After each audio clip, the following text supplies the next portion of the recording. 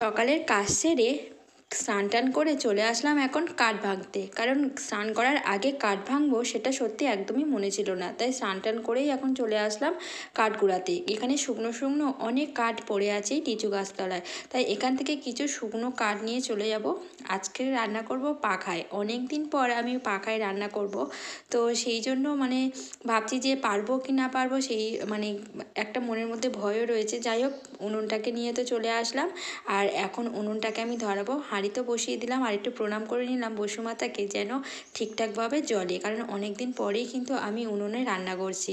যাই হোক, এখন আমি এই উনুনটাকে ধরাতে গিয়ে আমার একটা গোটা দেশলাই কাঠি শেষ হয়ে গেছে। অনেক দিন পর যেহেতু রান্না করছি, ধরাতে একটু প্রবলেম হচ্ছিল।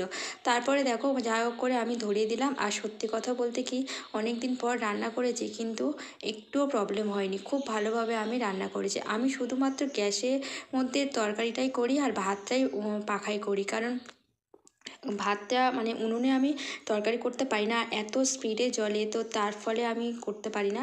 যাই হোক, এদিকে রান্নাবান্না হয়ে গেল, আর এখন উনুনটাকে ভালো করে গোবর লেপে রেখে দিয়েছি আবার কালকে রান্না করার জন্য। তো এইরকম মিনি ব্লগ তোমাদের কেমন লাগে কমেন্ট করে